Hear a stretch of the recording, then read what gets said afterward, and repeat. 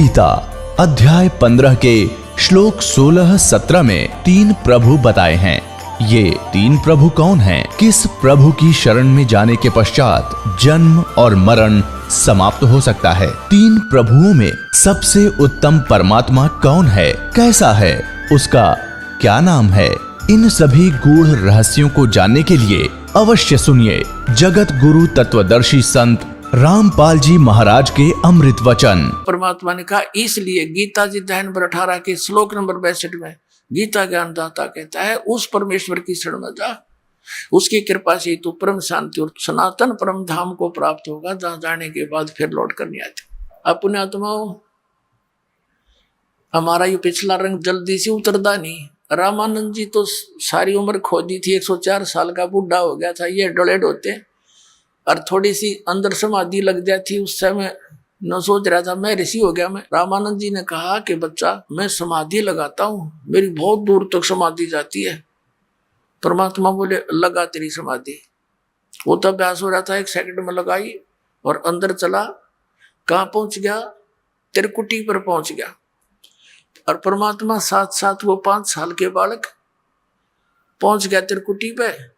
परमात्मा बोले, इब आगे कित जाएगा, आगे कहाँ जाओगे?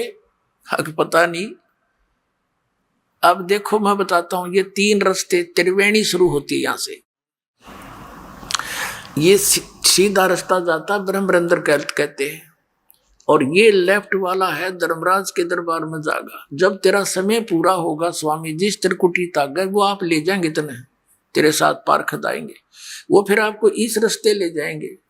इस पे जाके सबसे पहले धर्मराज का वो ऑफिस है, उस कार्यालय में आपका अकाउंट होगा पुण्य और पाप का। फिर आप जिस भी इष्ट के साधक हो, फिर उस इष्ट के पास आपको बाई फोर्स भेज दिया जाएगा। और ये सामने है ब्रह्मरंध्र, इसके खोले बिना मोक्ष नहीं हो सकता। तेरे किसी भी मंत्र से, ओम नमः शिवाय या ओम भागवते वसुदेव या जो तू जाप करता केवल ओम, इसने खोल कर दिखा दे। जैसे सपने में बात हुआ करे, ऐसा हो रहा है उसकी बात। रामानंद जी ने सारे जंतर मंत्र बोल दिए, सामने का ब्रह्मरंध्र नहीं खुला। तो परमात्मा ने कहा, मैं खोल के दिखाऊं? इसने कहा जी। परमात्मा ने सतनाम का जाप किया, 2 अक्षर के, कि मैं अपना मंत्र जाप करता हूं सतनाम। तो जो ही सतनाम का जाप किया, वो पट दे रास्ता खुल गया और कहने लगे मेरे साथ साथ। उनके ऊपर जाते हो फिर बंद हो गया। अब आगे जाकर क्या देखा? परमात्मा ने बताया कि ये बैठा तेरा ज्योत निरंजन, जिसको तुम निराकार बताते हो, 1 लाख मानव शरीरधारी प्राणियों को इस तपस्या पे भून कर खाता। देख वो बैठा और इसके सिर पे पैर रख कर चलेंगे ऊपर, उस घर में द्वार पर बैठा है यू काल। तो परमात्मा ऊपर लेकर गए, इस परब्रह्म के अक्षर पुरुष के साथ संग ब्रह्मांड पार करके, भौर गुफा पार करके सचखंड में ले गए, साथ में वो बालक रूप में और रामानंद जी की आत्मा। ऊपर जाके क्या देखा कि तेजों में परमात्मा, जैसे आपने देखा सुना पढ़ा था कल जन्म साखी के अंदर के सचखंड में नानक साहब ने तेजों में तखत और तेजों में लोक में एक विष्णु रूप में भगवान देखा। विष्णु का अर्थ वैसे तो पूर्ण परमात्मा ही होता है, जो सबका धारण पोषण करे है, लेकिन उस वेदों में वर्णित विष्णु के आधार पर काल ने अपने पुत्र का नाम विष्णु रख लिया। जैसे होम मिनिस्टर तो सेंटर का भी है, होम मिनिस्टर अपने हरियाणा का भी है, लेकिन दिन रात का अंतर है। अब जब परमात्मा 5 वर्ष के बालक ऊपर गए, तो वहां एक तेजो में शरीर में परमात्मा खुद भी विराजमान है, अन्य रूप में। उनके एक रोम को में करोड़ सूर्य करोड़ चंद्रमा मिला दे, वो भी फीकी रोशनी। तो 5 साल के बालक ने चंवर उठाया और उस पर चंवर करने लग गए, उस तेजो में शरीर वाले भगवान। तो रामानंद जी ने सोचा, ये है परमात्मा परम अक्षर ब्रह्म जो तख्त पर बैठा है। और कबीर जी तो यहाँ के कोई नौकरगण होंगे। इतने में क्या हुआ, तेजो में शरीर तो खड़ा हो गया और वो 5 वर्ष के बालक बैठ के अनंत कोट ब्रह्मांड के सिंहासन पर कूद के, और फिर वो चौर करने लग गया, वो तेजो में शरीर वाला भगवान। रामानंद जी सोचने लगे, ये लीला मेरे समझ में नहीं आई, ये क्या हो रहा है? इतने में वो तेजो में शरीर उस 5 वर्ष के बालक के रूप में समा गया, चौर अपने आप होने लगा। फिर परमात्मा ने कहा कि रामानंद, ए स्वामी सृष्टा में और सृष्टि हमारे तीर, और दास गरीब अदर बसूं अवगत सत कबीर, मैं वो परमात्मा हूं, मैं पूर्ण परमात्मा हूं। तो फिर रामानंद जी क्या कहने लगे, होय होय। फिर उनको वापस भेज दिया कि जाओ ये बापना जाइए नीचे। रामानंद जी एकदम समाधि वापस आई और ऐसे फड़फड़ी सी ली जैसे सोपन देखा करें, और सामने क्या देखा, 5 वर्ष का बालक फिर सामने बैठा, चरणों में पड़ गया। 104 साल का ब्राह्मण विद्वान बना फिर था। ओए होए, तहा वहां चित चक्रित भया, देखा फजल दरबारे।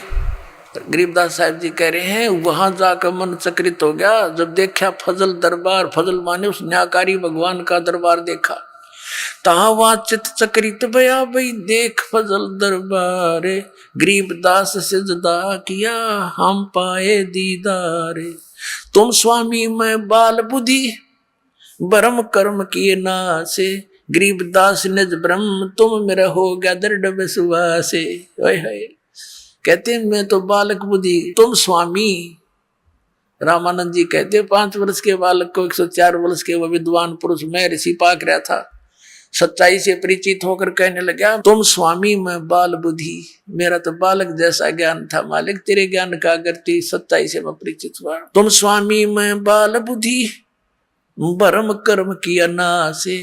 गरीबदास निज ब्रह्म, तुम मेरा हो गया दृढ़ विश्वासे।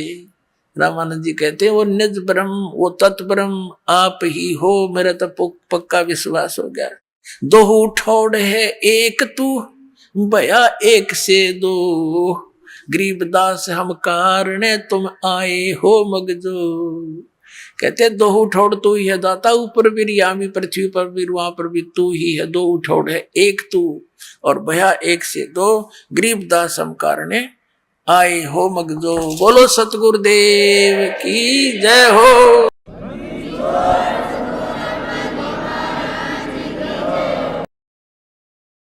परम पिता परमात्मा पूर्ण ब्रह्म सर्व सृष्टि रचनहार कबीर देव कबीर साहेब जी की असीम कृपा से आप पुण्यात्मा ये सत्संग सुन रहे हैं। ये आध्यात्मिक संपूर्ण ज्ञान सुन रहे हैं। इसके अंदर आप जी को अपने सदग्रंथों में छुपे हुए गूढ़ रहस्यों का ज्ञान होगा।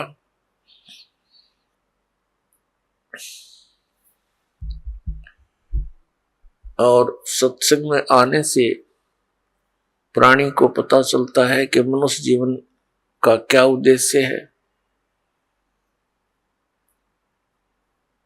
सत्संग के अंदर बहुत ही पुण्यकर्मी प्राणी ही आया करते हैं। सत्संग में पता चलता है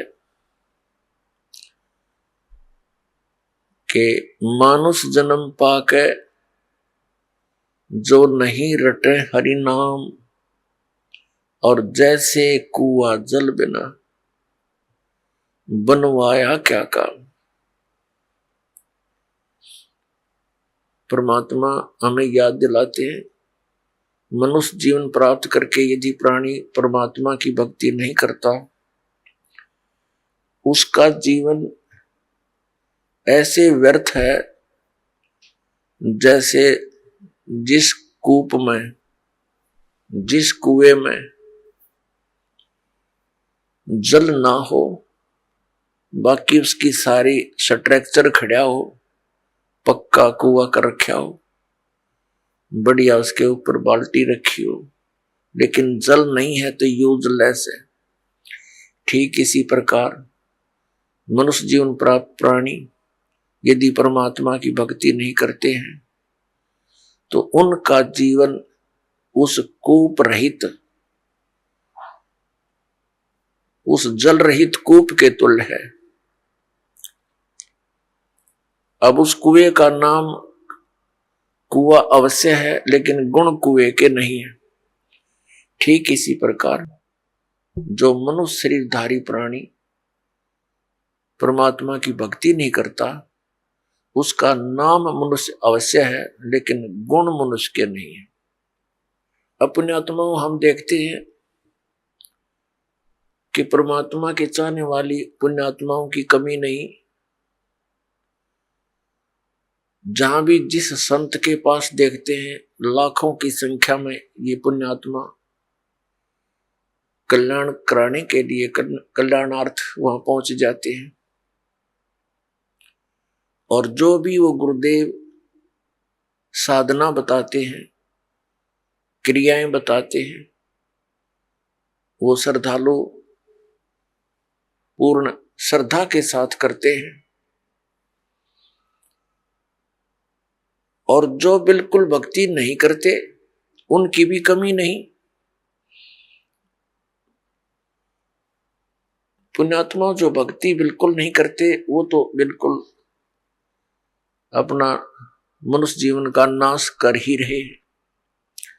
साथ में जो भक्ति कर रहे हैं और शास्त्र विधि त्याग कर मनमाना आचरण करते हैं, अज्ञानी गुरुओं के पास बैठे हैं, तो वो भी बहुत बड़े धोखे में हैं। वो भी अपना जीवन नाश कर रहे हैं। तो पुण्यात्मा परमात्मा के पाने के लिए प्रयत्नशील प्राणी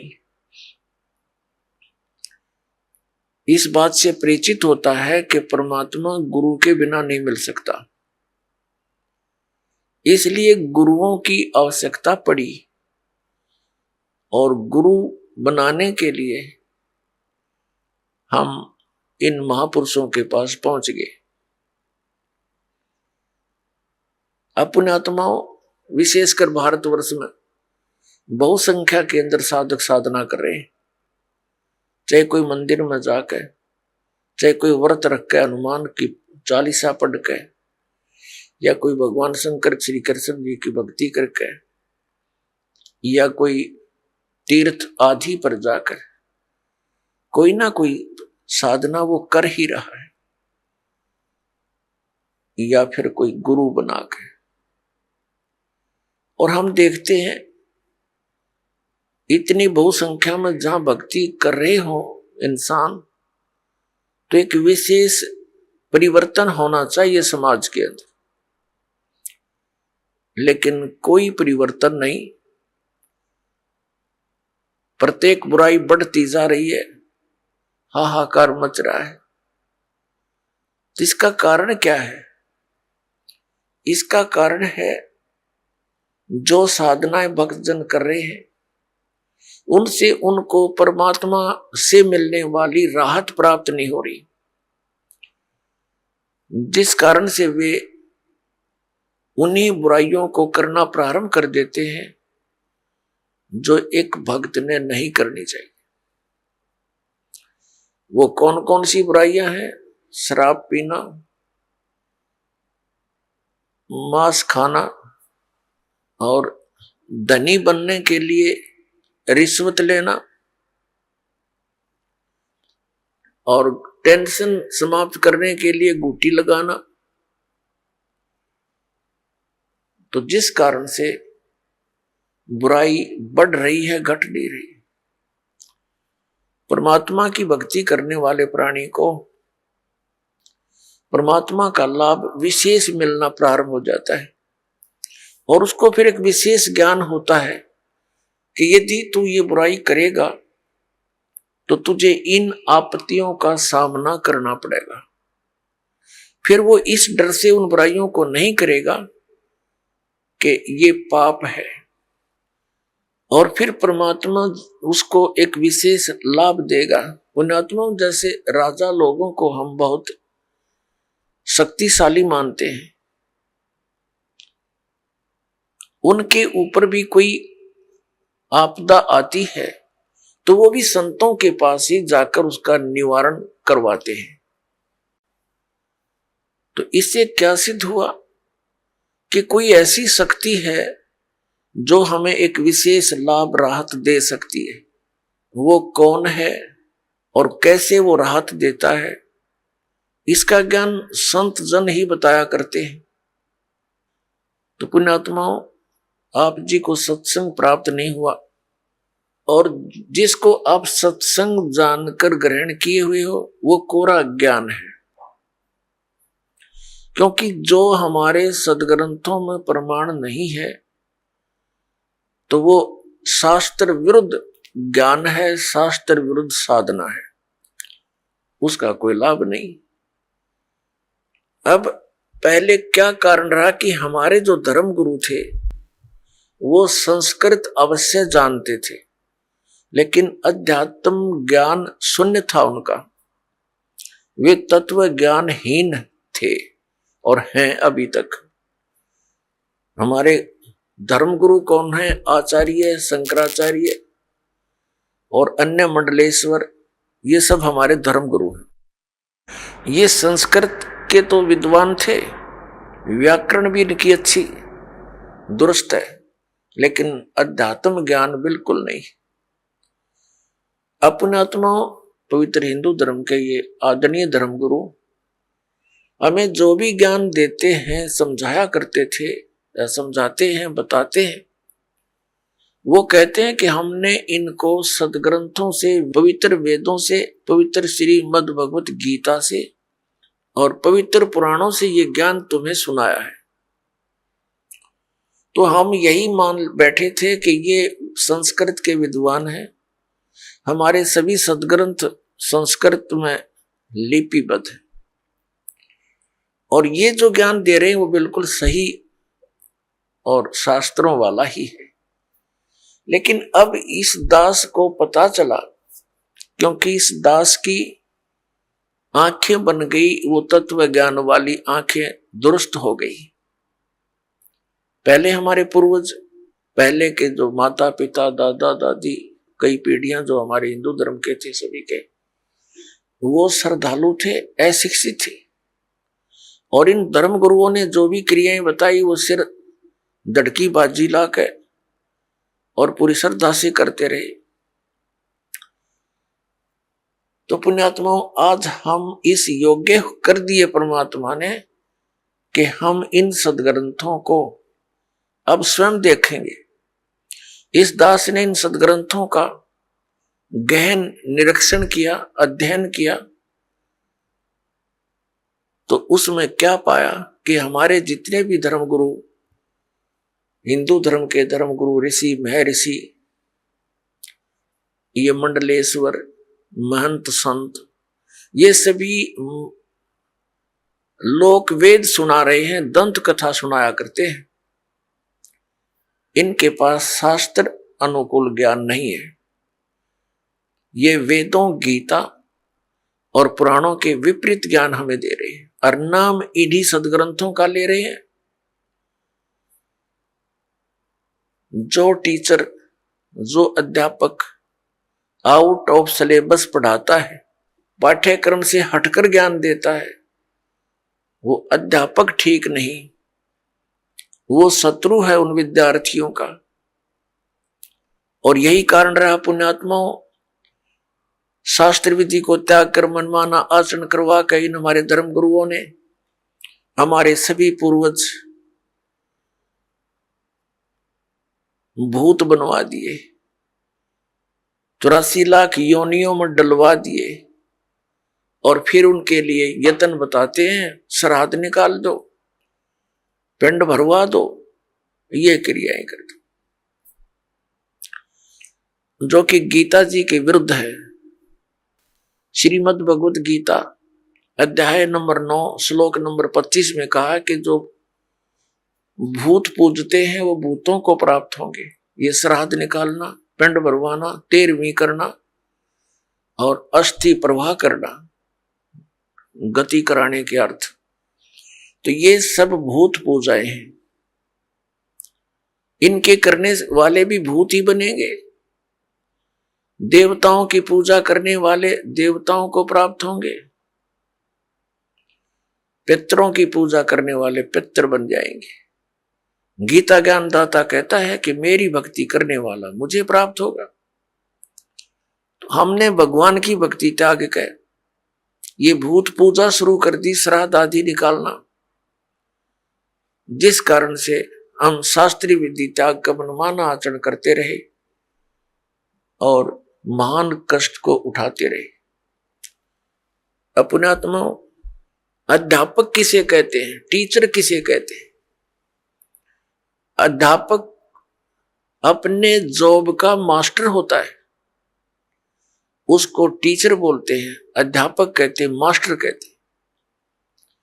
जो जिन धर्म गुरुओं को समाज ने खुली छुट्टी दे दी कि तुम सदग्रंथ पढ़ो और हमें सुनाओ और हमें वो परमात्मा का ज्ञान जो सदग्रंथों में विद्यमान वो बताओ, उनको फ्री कर दिया, उनको दक्षिणा देनी शुरू कर दी कि अपना निर्वाह भी करते रहो दक्षिणा से और फ्री हो तुम पढ़ो अच्छी तरह इन सदग्रंथों और हमें बताओ। तो उन्होंने, हमारे धर्म गुरुओं ने सदग्रंथों को पढ़ा अवश्य और इनको कंठस्थ याद भी कर लिया संस्कृत भाषा में, लेकिन इनको वेदों, गीता और पुराणों का कख भी पता नहीं। इन आचार्यों को और इन शंकराचार्यों को, इनको अध्यात्म ज्ञान नहीं। इनको तो ज्ञान होगा कहां से? जिन भगवानों को ये पूजते हैं हमारे आचार्य और धर्म शंकराचार्य, और हमें उन्हीं को पूजने की सलाह देते हैं कि ये भगवान है। कौन? श्री ब्रह्मा, श्री विष्णु, श्री शंकर भगवान आदि। और इनको ये परमात्मा बताते हैं, भगवान बताते हैं, ईश बताते हैं और इनकी पूजा स्वयं भी करते, हमें भी करने की सलाह देते हैं। तो इन भगवानों को अध्यात्म ज्ञान नहीं, श्री विष्णु को, श्री ब्रह्मा को, श्री शंकर जी को। तो हमारे धर्म गुरुओं को, शंकराचार्यों को, आचार्यों को ज्ञान कहां से होगा? अपनात्मा इस कंसेप्ट को क्लियर करने के लिए कि इन भगवानों को भी ज्ञान नहीं, श्री विष्णु जी को, श्री ब्रह्मा, श्री शंकर जी को, और दुर्गा को भी कंप्लीट ज्ञान नहीं, श्री देवी जी को भी, और ब्रह्म, इस जिसको ये परम ब्रह्म बोलते हैं, ये है तो ब्रह्म सरपुरुष, इसको भी कंप्लीट ज्ञान नहीं। अपने आत्मा ये बड़ा विवाद का विषय बन जाएगा यदि इस वाक्य को यही छोड़ दिया और प्रमाण ना दिखाए। प्रथम तो आपको 19 पुराणों में आप ये दास दिखाएगा कि ब्रह्मा और विष्णु और शंकर ये भगवान नहीं है, ये ईश नहीं है, और ये हमें हमारे धर्मगुरु शंकराचार्य और आचार्य ये मंडलेश्वर ये कहते ये भगवान है। तो इन्होंने हमारे साथ कितना धोखा किया है। प्रथम तो ये दिखाते हैं कि श्री विष्णु, श्री ब्रह्मा और श्री शंकर जी को, और सतयुग से लेकर आज तक के इन गुरुओं ब्राह्मणों को, ये शंकराचार्य और आचार्य सारे ब्राह्मण ही है। ब्राह्मण पुण्यात्माओं कोई जाति सूचक नहीं है। ब्राह्मण वो व्यक्ति है जो अध्यापक पद पर विराजमान है, जो उस कर्म को कर रहा है। जैसे 4 वर्ण बनाए, ब्राह्मण, वैश्य, अक्षत्रिय और शूद्र। अपने आत्माओं जैसे आज कोई ब्राह्मण का लड़का और मिलिट्री में वो भर्ती है फौज में, तो वो ब्राह्मण वर्ण में अवश्य है, लेकिन वो ब्राह्मण कर्म नहीं, वो तो क्षत्रिय है। ऐसे ही कोई वैश्य का लड़का मिलिट्री में भर्ती है तो वर्ण वैश्य अवश्य है उसका, लेकिन कर्म वैश्य नहीं है। इसी प्रकार अन्य समझे, कोई शूद्र का लड़का और मिलिट्री में भर्ती है तो वो अक्षत्रिय है, शूद्र वर्ण में अवश्य जन्मा है। तो कर्म से ही ये क्रियाएं और ये जाति बनी है। तो जो धर्म गुरु हैं वही ब्राह्मण कहलाते हैं, चाहे वो किसी मजहब जाति का हो। हम मेरे पूज्य गुरुदेव जी ब्राह्मण वर्ण में जन्मे थे, लेकिन वो अपने आप को ब्राह्मण नहीं कहते थे। हरियाणा के अंदर जिला भिवानी और चरखी दादरी के पास एक बड़ा पैतावास गांव है, वहां से ब्राह्मण वर्ण में जन्मे थे। और हमारे दादा गुरुजी से उनकी भेंट होगी, वो उनसे प्रेरणा पाकर घर त्याग कर चले गए। और वो अपने आप को संत कहते थे, ब्राह्मण नहीं। और मेरे दादा गुरुजी जाट थे, गांव छावला के, दिल्ली में। और वो जाट होते हुए ब्राह्मण कहलाए, पंडित कहलाए, क्योंकि वो काशी विद्यापीठ से पढ़कर 4 विषय के आचार्य बन गए थे। गांव गोपालपुर, खरखोदा के पास, जिला सोनीपत में एक छोटा सा गांव है गोपालपुर। उसके अंदर आश्रम बना हुआ हमारे दादा गुरु जी का। उस पर लिखा है पंडित चिदानंद जी आश्रम। जाट होते हुए पंडित जी कहलागे, वो गुरु थे, ब्राह्मण बन गए। ब्राह्मण कर्म था उनका। तो पुण्यात्माओं, ये जो ब्राह्मण वर्ण वर्ग में है, ऋषि में है ऋषि, ये ब्राह्मण कर्म करने वालों पर ही समझो अप्लीकेबल है। दास के ये जो ज्ञान है, वचन है, अन्य पर नहीं। तो अब सबसे पहले आपको दिखाते हैं कितना ज्ञान था ब्रह्मा विष्णु महेश को, और कितना ज्ञान था इस सतयुग के ब्राह्मण, सतयुग से लेकर आज तक के ब्राह्मण गुरुओं को। आपके रूबरू कराते उन्हीं पवित्र सदग्रंथों में। पुण्यात्माओं, परमात्मा का पाना बहुत ही आसान है, मोक्ष भी बहुत ही सिंपल है, क्योंकि यह साधना बहुत सीधी सादी है। हमें ज्ञान न होने से हमारे कोई इन्होंने गलत मार्गदर्शन कर दिया, जिस कारण से हम परमात्मा नहीं प्राप्त कर सके, मोक्ष प्राप्ति नहीं हुई। सबसे पहले आप जी को श्रीमद् देवी भागवत से ये प्रमाणित किया जाएगा कि श्री विष्णु जी को, श्री ब्रह्मा जी को, व्यास जी को, नारद जी को ये कितना ज्ञान था, ये देखना। श्रीमद् देवी भागवत, सचित्र मोटा टाइप, केवल हिंदी, गीता प्रेस गोरखपुर से प्रकाशित है। श्रीमद् देवी भागवत, संपादक हनुमान प्रसाद पोदार, चिमनलाल गोस्वामी।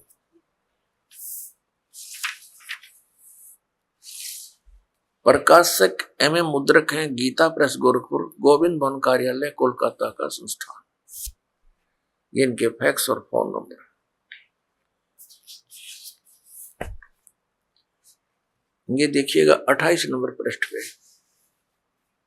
ये पहला स्कंद है, संक्षिप्त देवी भागवत पहला स्कंद।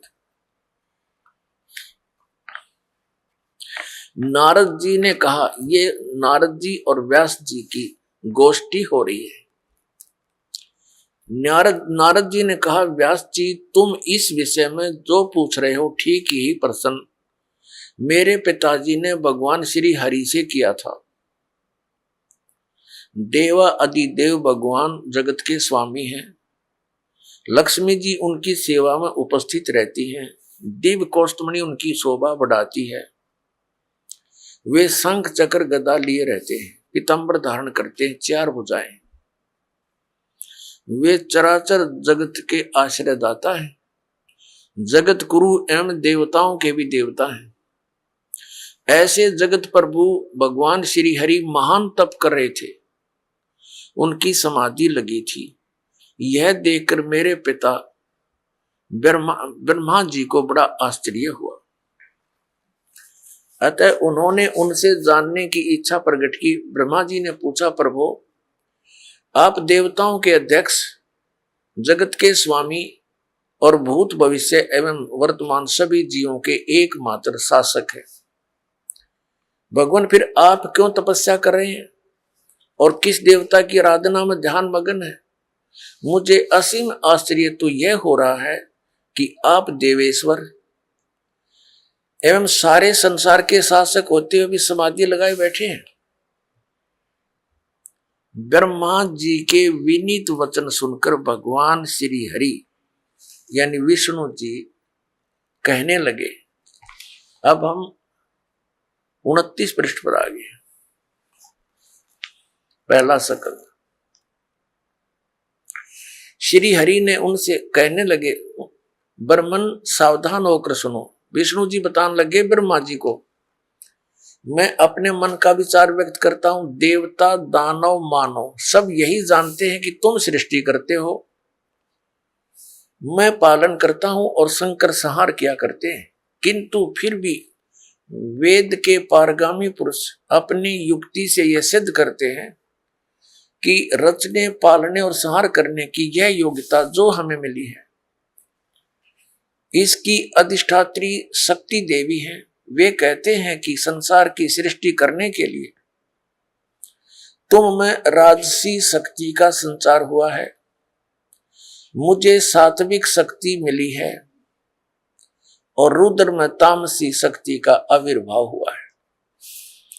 उस शक्ति के अभाव में तुम इस संसार की सृष्टि नहीं कर सकते, मैं पालन करने में सफल नहीं हो सकता और रुद्र संहार कार्य करने होने में भी, रुद्र से संहार कार्य होना भी संभव नहीं।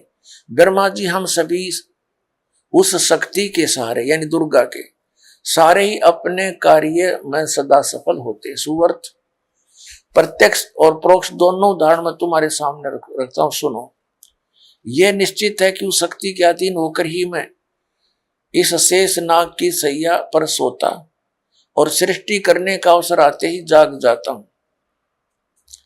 मैं सदा तप करने में लगा रहता हूं, उस शक्ति के शासन से कभी मुक्त नहीं रह सकता।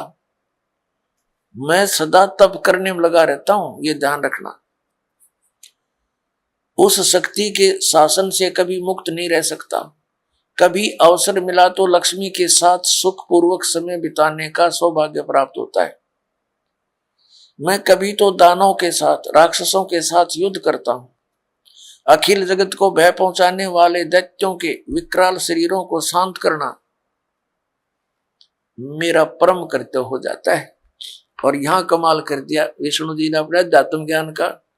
मुझे सब प्रकार से शक्ति यानी दुर्गा जी के अधीन होकर रहना पड़ता है। उन्हीं भगवती शक्ति का मैं निरंतर ध्यान किया करता हूं।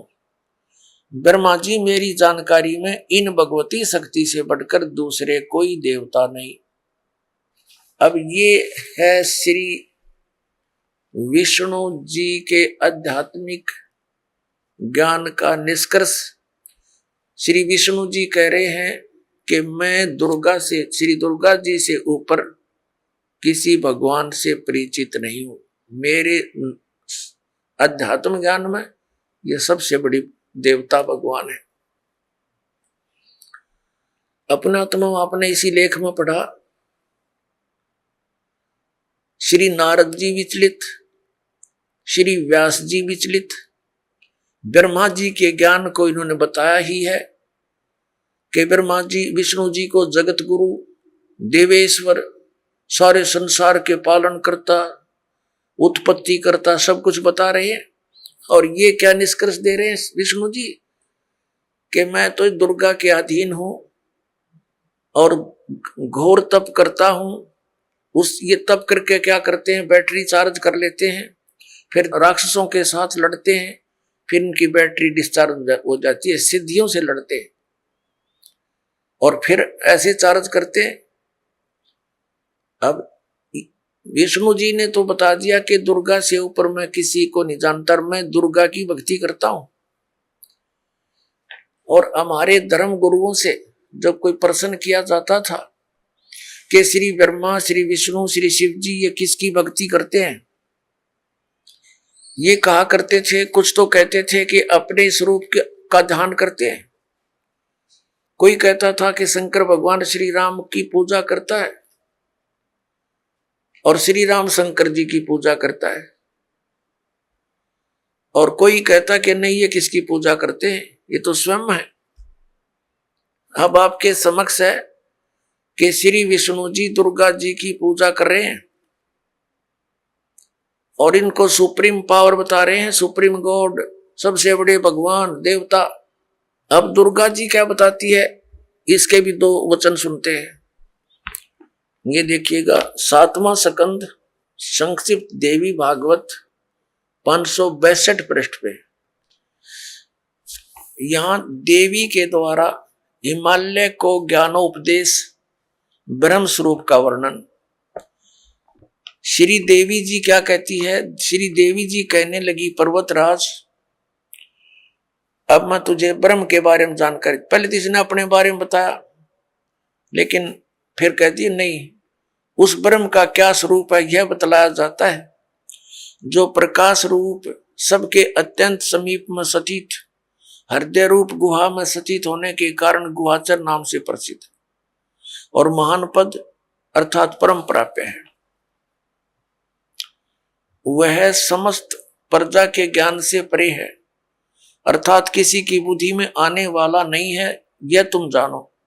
जो परम प्रकाश रूप है, जो सूक्ष्म से भी अत्यंत सूक्ष्म है, जिसमें संपूर्ण लोक और उन लोकों में निवास करने वाले प्राणी स्थित है, वही यह अक्षर ब्रह्म है, वही सबके प्राण है, वही सबकी वाणी है और वही सबका मन है। वह यह परम सत्य और अमृत अविनाशी 563 पृष्ठ पा रहे हैं, 7वां सकन पढ़ रहे हैं। वह अमृत अविनाशी तत्व है, सौम्य। देवी जी कह रही है, उस वेदने योग्य लक्ष्य का तुम वेदन करो, मन लगाकर उसमें तन्मय हो जाओ। सौम्य उपनिषद में कथित महान अस्त्र रूप धनुष लेकर उस पर उपासना द्वारा तीक्ष्ण किया हुआ बाण संधान करो और फिर भावानुगत चित्त के द्वारा उस बाण को खींचकर उस अक्षर रूप ब्रह्म को लक्ष्य बनाकर वेदन करो। प्रणव माने ओम धनुष है, जीवात्मा बाण है और ब्रह्म को उसका लक्ष्य कहा जाता है। अब इसमें क्या कहा है? श्री देवी जी कह रही है हिमालय राजा को कि मनुष्य को चाहिए ओम नाम का जाप करे और ब्रह्म पाने का उद्देश्य रखे। इतनी सी बात और कुछ नहीं। आगे देखो, इसी में फिर हम यहां आ जाते हैं नीचे। उस एकमात्र परमात्मा को ही जाने, दूसरी सब बातों को छोड़ दे। अब देवी जी, दुर्गा जी अपनी साधना को भी कहती है वो भी छोड़ दो, केवल एक उसी परमात्मा की भक्ति करो। यही अमृत रूप परमात्मा के पास पहुंचाने वाला पुल है। संसार समुद्र से पार होकर अमृत स्वरूप परमात्मा को प्राप्त कराने का यही सुलभ साधन है। यह कहा कि इस आत्मा का ओम के जप के साथ ध्यान करो, इससे अज्ञान में अंधकार से सर्वथा परे और संसार समुद्र से पार जो ब्रह्म है उसको पा जाओगे, तुम्हारा कल्याण। वो कहां रहता है? हम 563 पढ़ रहे हैं। वह यह सब का आत्मा ब्रह्म, ब्रह्मलोक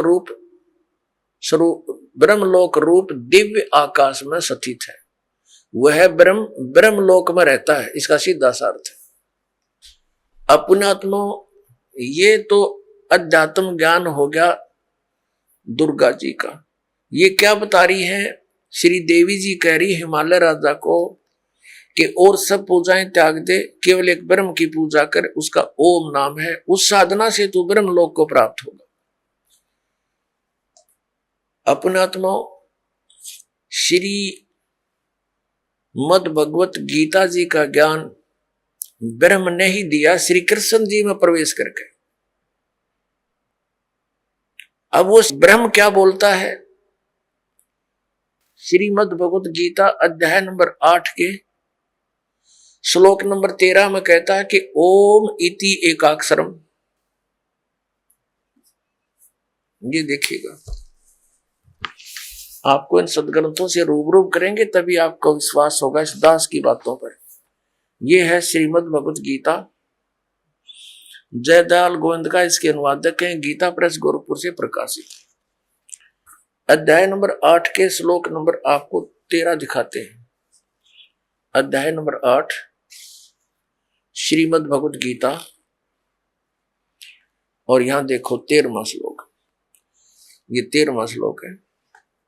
ओम इति एकाक्षरम ब्रह्म व्यवहारण माम अनुसमरण ये प्रयाति तजंदेहम स याति परमाम गतिम। अब गीता ज्ञानदाता ब्रह्म है, ये कहता है कि माम ब्रह्म, मुझ ब्रह्म का ओम इति एकाक्षरम, यह ओम यह एक अक्षर है, व्यवहारन अनुसमरण उच्चारण करके सुमन करता हुआ, ये प्रयाति तजंदेहम जो शरीर छोड़कर जाता है, स याति परमाम गतिम वो परम गति को प्राप्त होता है, जो ओम से मिलने वाली परम गति है। वो क्या है? वो श्री देवी जी ने स्पष्ट कर दिया कि ब्रह्मलोक प्राप्ति होगी।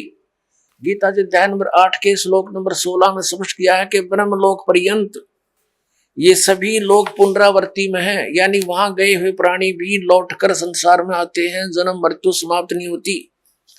ये देखिए अध्याय नंबर 8 ही पढ़ रहे हैं हम श्रीमद् भगवत गीता का, और ये 16 नंबर है।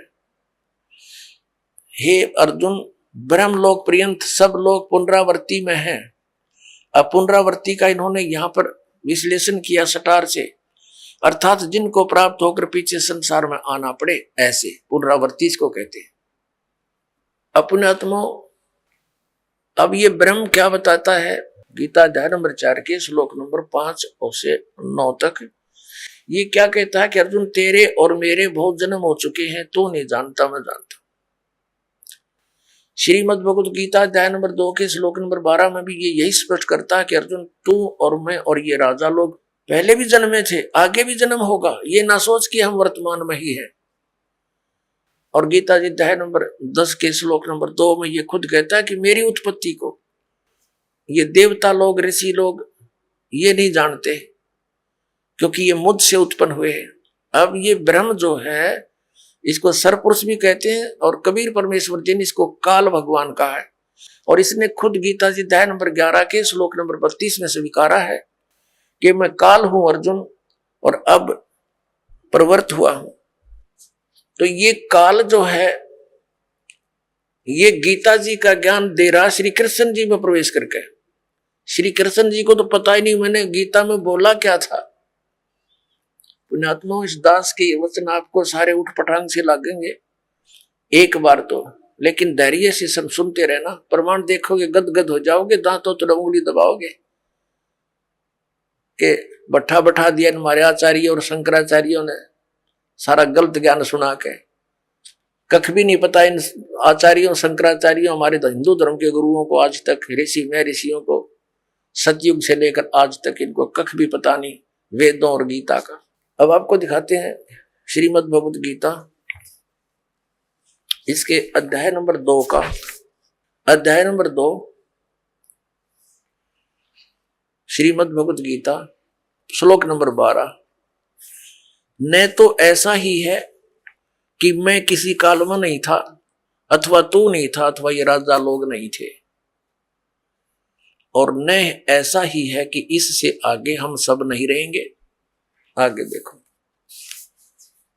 ये देखिएगा, ये है गीता अध्याय नंबर 4 और श्लोक नंबर ये 5 है। यहां से इसका अनुवाद इन्होंने यहां किया है। हे परंतम अर्जुन, मेरे और तेरे बहुत से जन्म हो चुके हैं, उन सबको तू नहीं जानता, मैं जानता हूं। फिर यहां 9वें में क्या कहा कि ये 9वां श्लोक है 4थे अध्याय का। हे अर्जुन, मेरे जन्म और कर्म दिव्य अर्थात अलौकिक है। अब यहां क्या बताया है? अध्याय नंबर 2 के श्लोक नंबर 17 में कहा कि अर्जुन नाश रहित तो उसको जान जिससे संपूर्ण जगत व्याप्त है, इस अविनाशी का विनाश करने में कोई भी समर्थ नहीं है। यानी गीता ज्ञान दाता से अन्य है कोई जो वास्तव में अविनाशी है। गीता जी अध्याय नंबर 15 के श्लोक नंबर 1 से 4 और 16-17 में इन 3 प्रभुओं की जानकारी, 3 पुरुषों की। अब पहले आपको अध्याय नंबर 10 का श्लोक नंबर 2 दिखाते हैं। ये देखिएगा, अध्याय नंबर 10 श्रीमद् भगवद गीता अध्याय 10 और श्लोक 2 में मेरी उत्पत्ति को मेरी उत्पत्ति को, ये जो भी ये लिखते हैं प्रभाव माने उत्पत्ति को, न देवता लोग जानते हैं न मैं ऋषिजन ही जानते हैं, क्योंकि मैं सब प्रकार से देवताओं का और महर्षियों का आदि कारण। अब ये क्या स्पष्ट हो गया कि गीता ज्ञान दाता ये ब्रह्म है, सरपुरुष है। श्री कृष्ण जी में प्रवेश करके ये बोल रहा है, ये कहता है मेरा जन्म तो हुआ है, उत्पत्ति तो हुई है, लेकिन ये ब्रह्मा विष्णु महेश ये ऋषि नहीं जानते, क्योंकि ये इससे ही उत्पन्न हुए हैं। आइए अब हम उन श्रद्धालुओं के अनुभव जानते हैं जो जगत गुरु तत्वदर्शी संत रामपाल जी महाराज जी से दीक्षा प्राप्त कर चुके हैं तथा उनके द्वारा बताए गए भक्ति मार्ग पर चल रहे हैं। बहन जी नमस्कार। सत साहब सर। क्या नाम है आपका? अंजना तिवारी। अंजना जी कहाँ से आए हैं आप? जामनगर गुजरात से आई हूँ। अच्छा ये बताइए कि संत रामपाल जी महाराज से कब जुड़े आप? मैं 20 जून 2013 को मैं संत रामपाल जी महाराज की शरण में आई थी। क्यों जुड़े आप संत रामपाल जी महाराज से? मुझे कुछ ऐसी प्रॉब्लम थी जिसका कोई सॉल्यूशन नहीं था। मेरे शरीर में बहुत ज़बरदस्त प्रॉब्लम थी जिसको ना कोई डॉक्टर समझ पा रहा था क्या है, ना कोई ओझा तांत्रिक समझ पा रहा था। मेरे पूरे बॉडी में पेन होता था, जैसे हजारों सुई चुभ रही है, कोई मुझे नोच रहा है, ऐसा होता था। मैं लगभग 17-18 साल में सोई भी नहीं हूँ। मेरे ऊपर कोई दवा काम नहीं करती थी, कोई इंजेक्शन काम नहीं करता था। मैं डॉक्टरों के पास जाती थी, वो बोलते थे पूरी रिपोर्ट नॉर्मल है, पर समझ में नहीं आता था क्या है। जब मेरा ऑपरेशन चलता था तो डॉक्टर इंजेक्शन देते थे मुझे बेहोश के, मैं बेहोश नहीं होती थी। मुझे नींद के इंजेक्शन देते थे, मुझे नींद नहीं आती थी। मेरी बॉडी पार्ट को सुन्न करने का इंजेक्शन लगाते थे, वो भी मेरे ऊपर काम नहीं करता था। वो पेन किलर देते थे, वो भी मेरे ऊपर काम नहीं करता था। तो डॉक्टर परेशान थे कि इतनी ज़बरदस्त तकलीफ है और कोई इंजेक्शन काम कैसे नहीं कर रहा। हमने अपनी लाइफ में कभी ऐसा केस नहीं देखा। जब हम ओझा तांत्रिकों के पास जाते थे या एस्ट्रोलॉजर के पास जाते थे तो वो बोलते थे ये ग्रह है, वो ग्रह है, ये बीमारी है, वो बीमारी है। फिर कोई मुर्गा मांगे, कोई बकरा मांगे, कोई कुछ भी मांगता था। कोई बोलता था महामृत्युंजय का जाप करा लो, कोई बोलता था काली का जाप करा लो, गया करा लो। हमने वो भी करा लिया, 20 लाख चले गए, पर प्रॉब्लम वहीं की वहीं रही, कुछ भी नहीं हुआ। फिर वो लोग बोलने लगे कि नाटक करते हैं कुछ, मतलब ऐसी प्रॉब्लम बोलने लगे। मतलब सब तरफ से हार गए हम। और जो मुझे ठीक करता था, जो ओझा तांत्रिक, पहले तो बोलता था 100% हम ठीक कर देंगे, पर अगले दिन वो हाथ खड़े कर देता था, बोलता था इनके ऊपर कोई ऐसी शक्ति है, इन्हें ब्रह्मा भी ठीक नहीं कर सकता। बोले जो हम इनके ऊपर से हटाने की कोशिश करते हैं तो वो हमारा जान लेने लगता है। तो ओझा तांत्रिक भी हाथ खड़े कर देते थे। मैं एकदम हताश हो गई। सुसाइड के अलावा मुझे कोई रास्ता नज़र नहीं आता था, पर मेरा बच्चा छोटा था। मैं सिर्फ रोती रहती, यही पूछती थी कि अगर परमात्मा कहीं हैं तो वो हैं कहाँ।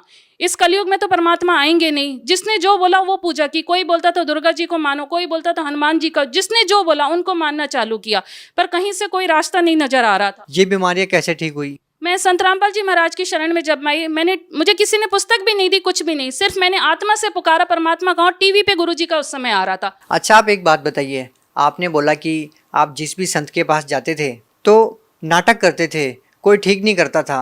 लेकिन यदि देखा जाए बहन जी, तो आज आप ये कह रहे हैं कि एक ऐसे संत ने आपको ठीक कर दिया, तो लोगों को ये नाटक ज़्यादा लगेगा। आप इस बारे में क्या कहना चाहेंगे? मैं वही बताना चाहूंगी कि जिनके पास हम जाते थे, जो लाखों रुपए लेते थे हमसे, वो तो हमें ठीक नहीं कर पाते थे। और जब नहीं ठीक कर पाते थे तो बोलते थे ये नाटक करें। और गुरुजी जिनके पास मैंने जाके अपनी कोई प्रॉब्लम बताई ही नहीं, मैंने सिर्फ टीवी में सुना था उनको और मैंने जाके नाम ले लिया, गुरुजी ने आशीर्वाद दिया। मैंने तो अपनी प्रॉब्लम भी नहीं बताई गुरुजी को, सिर्फ घर पे आई, गुरुजी का सत्संग सुनना चालू किया और जो मालिक ने, संत रामपाल जी महाराज ने जो हमें मंत्र दिया था, बस उसको जपना चालू किया और नियम मर्यादा में रह के भक्ति करनी चालू की। धीरे धीरे करके अपनी प्रॉब्लम साथ में, मतलब थोड़ी थोड़ी करके वो धीरे धीरे करके कम होती चली गई। जब कम होती चली गई तो हमारे अंदर विश्वास आया कि सच्चाई यहीं पर है और परमात्मा यहीं है। लेकिन लोगों को ये विश्वास कैसे होगा कि एक संत है, वो आपकी परेशानियों को कैसे ठीक करेंगे? क्या लोगों को ये नाटक नहीं लगेगा? आपके पास क्या प्रमाण है कि आप संत रामपाल जी महाराज जी से नाम लेने के बाद आपकी सारी बीमारियां ठीक हुई है, या आपको बीमारियां थी भी या नहीं थी? लोगों को कैसे विश्वास होगा इन बातों पे? क्योंकि हम 18 साल से हमने कोई ओझा तांत्रिक और डॉक्टर किसी को नहीं छोड़ा। कौन कौन से डॉक्टर को आपने दिखाया? कौन कौन से मेडिकल में आप गए? जैसे मैं फिजिशियन के पास भी गई। कौन से मेडिकल में? दिल्ली एम्स में, और स्वरूप रानी हमारा है इलाहाबाद का, वहाँ पर। और भी बड़े बड़े हॉस्पिटल में गई मैं। Gynaecologist, neurologist, psychologist, physiologist, physician, सबके पास, किसी के पास मेरी प्रॉब्लम का कोई सॉल्यूशन ही नहीं मिला उन लोग, किसी को भी। तो लोगों को विश्वास कैसे हो उस संत से नाम दीक्षा लेने के बाद आपकी सारी प्रॉब्लम ठीक हो गई? उन्हें खुद सोचना चाहिए ये चीज़ तो, कि हमें भी क्या जरूरत है कि हम झूठ बोलेंगे। हमें गुरुजी ने कोई हमसे पैसे नहीं लिए और ना हमने उनको कोई पैसे दिया है। हम तो बता रहे हैं कि हम इससे पहले जिनके पास जाते थे, डॉक्टर के पास, इतने टेस्ट करा लिए हमने, हर ओझा तांत्रिक के पास लाखों हमने वहां दिया, पर हम वहां से ठीक नहीं हुए। और संत रामपाल जी महाराज जिन्होंने हमें पूरा प्रमाण दिखाया कि ये भक्ति सही है, पूरा प्रमाण दिखाया कि वो ब्रह्मा विष्णु महेश कौन है, पूरी सच्ची भक्ति दिखाई, और हमें जो मंत्र दिया हमने उसको सिर्फ जपना चालू किया। हमसे उन्होंने कुछ नहीं कहा, सिर्फ हमने उस मंत्र को जपना चालू किया और हमारी प्रॉब्लम अपने आप सॉल्व होती थी। तो एक बार ये पूरी मतलब जो हमारे जगत के भाई बहन है, मेरे ऊपर विश्वास ना करे, एक बार वो मंत्र लेकर जपना तो चालू करे। जब वो इतने लोगों को वो ट्राई कर रहे हैं, तो एक बार संत रामपाल जी महाराज की शरण में आके उन्हें भी ट्राई करें। वो जब वो ट्राई करेंगे तभी पता चलेगा। हमें भी कोई चीज़ को हम पहले ट्राई करते हैं। नहीं, आप इतना जोर क्यों लगा रहे हैं? आप क्यों कह रहे हैं कि संत रामपाल जी महाराज से नाम दीक्षा लो? आपका इंटरव्यू देने का क्या मकसद है? मेरा इंटरव्यू देने का यही मकसद है कि मैं 18 साल से जिंदगी और मौत के बीच में झूली हूँ और कोई मुझे ठीक नहीं कर पाया था। यहाँ तक कि सबने बोल दिया था, हमने लाइफ में ऐसा केस ही नहीं देखा। डॉक्टरों ने भी, ओझा तांत्रिक ने भी, वो भी बोलते थे कि हमारे पास बहुत बड़े बड़े भूत प्रेत वाले आए, पर हमने ऐसा नहीं देखा, ऐसा केस हमने देखा ही नहीं जिसको कि हम ठीक ही नहीं कर पा रहे हैं। और वो चीज़ हमारे ही ऊपर आ जा रही है हमारी जान लेने के लिए। और डॉक्टर तो ये बोलते थे, हमने ऐसा कोई केस नहीं देखा कि हम कोई दवा दें और इंजेक्शन दें और पेशेंट के ऊपर वो काम ना करे। ये पहला केस है जिसके ऊपर कि कोई इंजेक्शन काम नहीं कर रहे हैं, कोई दवा काम नहीं कर रही। वो मतलब मेरा ऑपरेशन चालू हो गया था पर मैं बेहोश नहीं हुई थी। फिर मुझे बोलना पड़ा कि मैं मतलब होश में हूँ और मेरी पार्ट भी शुद्ध नहीं हुआ है। डॉक्टर मतलब इतने हताश हो गए थे कि जैसे मेरा ऑपरेशन पूरा करके वो खुद ही वैष्णो देवी चले गए, कि मतलब अब मेरे को मतलब परमात्मा के ऊपर उन्होंने छोड़ दिया। उस समय डॉक्टरों ने ही, जो साइंस नहीं मानती भगवान को, मेरा ऑपरेशन के बाद वो खुद वैष्णो देवी चले गए। और मैं उनसे ठीक भी नहीं, ऑपरेशन तो मेरा हो गया पर मेरी प्रॉब्लम वहीं की वहीं रही। फिर भी तो मुझे समझ में नहीं आया कि ऑपरेशन भी हो गया सब कुछ, फिर भी मेरी प्रॉब्लम वहीं की वहीं है। फिर मेरा मतलब वही सुबह उठ के सबको ढूंढना कि आखिर परमात्मा है कहाँ चैनल पे। ऐसे ही देखते देखते न्यूज़ चैनल पे संत रामपाल जी महाराज का आ रहा था। 2013 मार्च में जो आर्य समाजियों ने हमला किया था वो आ रहा था न्यूज़ में उस समय। उसको मैंने सिर्फ देखा था, तो मैंने सोचा ये कौन से ऐसे संत है जिसके ऊपर ऐसा मतलब आक्रमण हुआ है। ये संत तो मैंने जब उनका थोड़ा बहुत कभी सत्संग देखा था ऐसे न्यूज़ चैनल चेंज करते हो, तो मुझे ये लगा कि ये तो बहुत सीधे साधे से दिखते हैं, तो इन्होंने ऐसा क्या किया जो इनका न्यूज़ में आ रहा है। बस ये जिज्ञासा मेरे अंदर थी, इसलिए मैं उनका P7 न्यूज़ पर उस समय गुरुजी का सत्संग आता था, साधना चैनल पे बंद था, तो मैंने P7 चैनल है उसको लगाया और देखा। उसके बाद मैंने पूरा सत्संग सुना तो मुझे सत्संग बिल्कुल हटके लगा। जैसे और लोग बताते हैं वो ज्ञान बिल्कुल अलग था, जो मेरे को समझ में नहीं आता, एक अजीब सा ज्ञान है ये तो। फिर मेरा इंटरेस्ट बढ़ता चला गया। फिर मैं रोज उठ के 6:30 बजे शायद आता था गुरुजी का, उस समय 6 बजे या 6:30 बजे संत रामपाल जी महाराज का सत्संग आता था। फिर मैं डेली उसको रूटीन से देखने लगी उसको। फिर उसके बाद मैंने धीरे धीरे उसमें एक्सपीरियंस वालों को देखा, तब मैंने देखा कि मुझे गुरुजी ने इतना बचाया है दूसरे संतों के पास जाने के लिए। ये एक मैं बहुत बड़ी बात आप लोग को बताना चाहूँगी कि जब मैंने देखा तो मुझे लगा कि किसी को गुरु बनाने से हमारे कष्ट दूर होते हैं, गुरु मंत्र ले। तो मैंने सोचा कि मैं ज़्यादा दूर क्यों जाऊँ, आशाराम के पास चले जाती हूँ, ये तो यहीं पर अहमदाबाद में है।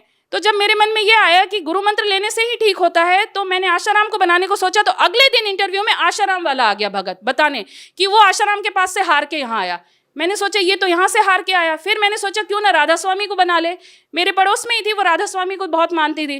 तो जब मैंने राधा स्वामी के लिए सोचा तो अगले दिन इंटरव्यू में राधा स्वामी वाला भी आ गया। उसके बाद मैंने ब्रह्म ऋषि शिव कुमार स्वामी के लिए सोचा, अगले इंटरव्यू में नेक्स्ट दिन ब्रह्म ऋषि शिव कुमार स्वामी वाला भी आ गया बोलने कि वो वहां से हार के यहाँ आया। फिर मैंने सोचा अवधूत बाबा शिवानंद जी के बारे में, जब मैंने सोचा नेक्स्ट दिन वो भी आ गया। मेरे लिए एक इतना बड़ा चमत्कार की तरह था कि मैं जिन गुरुओं के लिए सोच रही थी, मालिक संत रामपाल जी मुझे उन सब से बचाते चले जा रहे थे। अगला इंटरव्यू उन्हीं का आता जा रहा था। ऐसा भी तो हो सकता है कि संत रामपाल जी महाराज अपने अनुयायियों को पैसे देकर के या किसी तरह का प्रलोभन देकर के दूसरे संतों के बारे में एक कुप्रचार कर रहे हों, दूसरे संतों की निंदा कर रहे हों। ऐसा भी तो हो सकता है। जी नहीं, संत रामपाल जी महाराज न कोई पैसा देते हैं और न किसी संतों की निंदा करते हैं और न उनके भगत किसी संतों की निंदा करते। ये बहुत बड़ी गलत धारणा है जगत के अंदर। न उनके भगत निंदा करते हैं न संत रामपाल जी महाराज निंदा करते हैं। वो सच्चाई दिखाते हैं और उनके भगत भी जो जगत वालों के पीछे सिर्फ हमारे गुरु जी संत रामपाल जी महाराज जी की सच्चाई जो वो दिखा रहे हैं उसका प्रमाण लेकर ही घूम रहे हैं, वो भी निंदा नहीं कर रहे हैं। ये जगत सोचता है निंदा कर रहे हैं, पर वो भी निंदा नहीं कर रहे हैं। उनके भगत भी बहुत भलाई का काम कर रहे हैं। संत रामपाल जी महाराज जो सच्चा ज्ञान दे रहे हैं उसी को वो पूरे जगत में दिखा रहे हैं कि ये सच्चा ज्ञान है, आप इसको यानी देखिए और संत रामपाल जी महाराज की शरण में आइए। आप लोग यानी झूठे गुरुओं के चक्कर में पड़े हुए। ये तो रही शारीरिक लाभ की बात।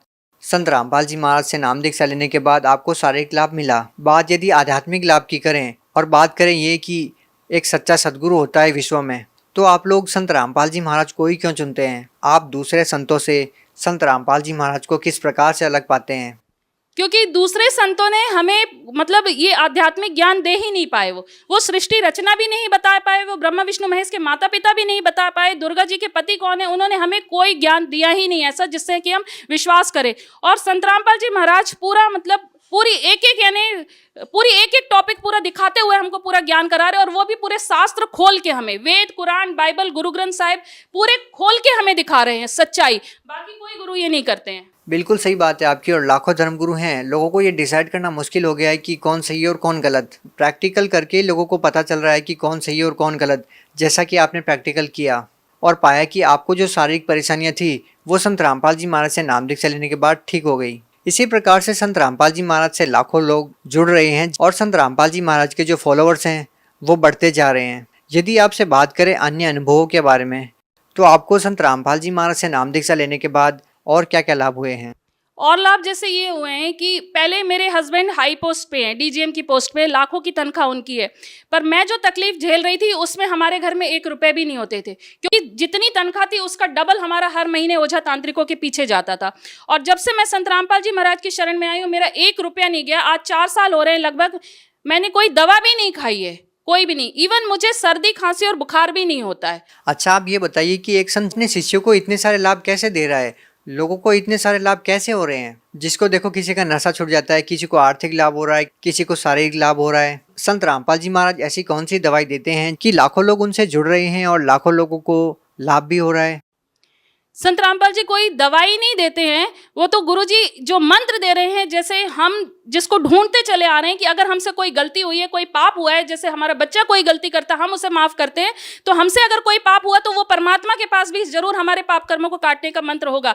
गुरुजी वही मंत्र हमें देते हैं जिससे हमारे सारे वो गलत जो काम है, विकार, वो दूर होते हैं, हमारे पाप भी कटते हैं। अच्छा, आप बात कर रहे हैं कि नामदान की। संत रामपाल जी महाराज से नाम दीक्षा कैसे ले रहे लोग? आज संत रामपाल जी महाराज ने हर डिस्ट्रिक्ट में नामदान केंद्र खुलवा दिया है। संत रामपाल जी महाराज की का ये जो ज्ञान समझता है, उसके बाद वो अपने नामदान सेंटर पे अपने डिस्ट्रिक्ट में पता करके वहां जाके नाम उपदेश ले सकता है। संत रामपाल जी महाराज के बारे में आप क्या संदेश देना चाहेंगी? मैं सभी अपने जगत के भाई बहनों से यही बोलना चाहूंगी कि जैसे आप हर चीज ट्राई करते हो, एक बार आप संत रामपाल जी महाराज को भी ट्राई करके देखिए। उनकी पुस्तक ज्ञान गंगा पढ़िए, उसमें यानी सच्चाई देखिए। आप जो अपने जो भी पूजा पाठ करते हो, देवी देवताओं को मानते हो, आप एक बार सिर्फ शास्त्रों में लिखा है कि कलयुग केवल नाम आधारा, सुमर सुमर नर उतरे पारा। तो जब हमारे शास्त्रों में ही लिखा है कि कलयुग में भक्ति इतनी आसान होगी कि नाम सुमरण से इंसान पार हो जाएगा, तो फिर ये लाखों मंदिर क्यों बने हुए हैं? यहाँ क्यों लोग जा रहे हैं? क्यों लोग बद्रीनाथ केदारनाथ जा रहे हैं जब हमारे शास्त्रों में ही प्रमाण है? जब हमारे शास्त्रों में ही प्रमाण है, ये पंडित ही हमें बोलते हैं कि बहुत खुशनसीब है वो जिन्हें मनुष्य जन्म मिलता है। मनुष्य जन्म के लिए तो देवी देवता भी तरसते हैं। तो यहाँ पर ही आप अपना कॉमन सेंस यूज कर लीजिए कि जो देवी देवता भी मनुष्य जन्म पाने के लिए तरसते हैं, तो उन देवी देवताओं की पूजा करके हम कहाँ जाएंगे? हम सिर्फ ये कह रहे हैं कि हमारे धर्म ग्रंथों में जैसी पूजा पाठ लिखी है, बस हमें उसी तरीके से करनी है। और संत रामपाल जी महाराज भी हमारे जो धर्म ग्रंथों में लिखा है उसी के अनुसार हमें भक्ति करा रहे हैं। बहुत बहुत धन्यवाद। ओके, सत साहब।